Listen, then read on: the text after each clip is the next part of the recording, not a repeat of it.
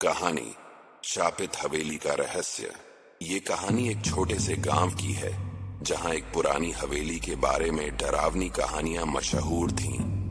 गांव वालों का कहना था कि उस हवेली में भूत प्रेत रहते हैं और जो भी वहां रात में गया वो कभी वापस नहीं आया। फिर भी कुछ लोग उसकी सच्चाई जानने की कोशिश करते रहे। एक दिन 3 दोस्त रवि, अमित और समीर ने तय किया कि वे उस हवेली के अंदर जाकर उसके राज का पता लगाएंगे। गांव वालों ने उन्हें रोकने की कोशिश की, लेकिन वो नहीं माने। अंधेरा होने के साथ ही तीनों उस हवेली में चले गए। जैसे ही वे हवेली के अंदर गए, उन्हें एक अजीब सी ठंड और सन्नाटा महसूस हुआ। हवेली की दीवारों पर पुराने और भयानक चित्र बने हुए थे और उसका हवा में एक अजीब सा भारीपन था। जैसे जैसे वे अंदर बढ़ने लगे, उनकी टॉर्च की रोशनी कमजोर पड़ने लगी और उन्हें एक अजीब सी गंध भी महसूस होने लगी। अचानक उन्होंने किसी दरवाजे के खुलने की आवाज सुनी और तुरंत पीछे मुड़े, लेकिन वहां कोई नहीं था। फिर धीरे धीरे उन्होंने एक हंसी की आवाज सुनी, एक औरत की हंसी जो बेहद डरावनी और कर्णभेदी थी। आवाज हवेली के किसी अंधेरे कोने से आ रही थी। डर के मारे रवि ने वहां से बाहर निकलने का सोचा, लेकिन अमित और समीर ने उसे मना कर दिया और कहा कि उन्हें आगे बढ़ना चाहिए। धीरे धीरे वे तीनों अलग अलग हो गए और हवेली के अलग अलग हिस्सों में चले गए। अब रवि बिल्कुल अकेला था और उसे एक और भयानक आवाज सुनाई दी, जैसे कोई उसे बुला रहा हो। रवि, रवि।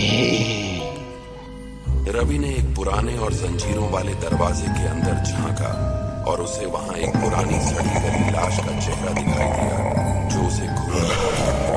रवि की हालत खराब हो गई और उसने वहां से भागने की कोशिश की, लेकिन दरवाजा बंद हो गया।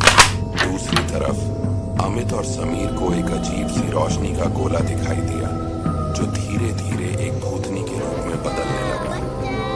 उसकी आंखों में लाल रोशनी थी और चेहरा पूरी तरह से सड़ा हुआ था। वे संभल पाते उससे पहले ही भूतनी ने उन पर चीखना शुरू कर दिया और उन्हें जान से मार देने की धमकी दी। यहाँ पर क्यों आए हो? मैं तुम्हें कच्चा चबा दूंगी। धमकी दी। आखिर में रवि को एक पुरानी किताब मिली। यहाँ आओ, मुझे एक किताब मिली जिसमें लिखा था कि यह भूतनी कभी इस हवेली की मालिक थी और उसे धोखा दिया गया था। मरने के बाद उसकी आत्मा को कभी शांति नहीं मिली और इसीलिए वह हर किसी को मारने पर उतारू हो गई थी जो इस हवेली में आया। रवि ने किताब पढ़कर समझ लिया कि अगर वे उसकी लाश को जला देंगे तो शायद उसकी आत्मा को मुक्ति मिल सकती है। रवि ने अमित और समीर को बुलाया। अमित और समीर, यहाँ आओ। चलो हम तीनों मिलकर लाश को ढूंढते हैं।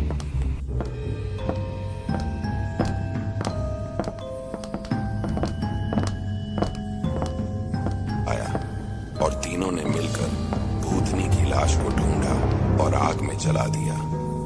धीरे धीरे हवेली का असर कम होने लगा और भूतनी की आत्मा को शांति मिल गई। जब भूतनी गायब हो गई तो तीनों दोस्त भागते हुए हवेली से बाहर निकल आए।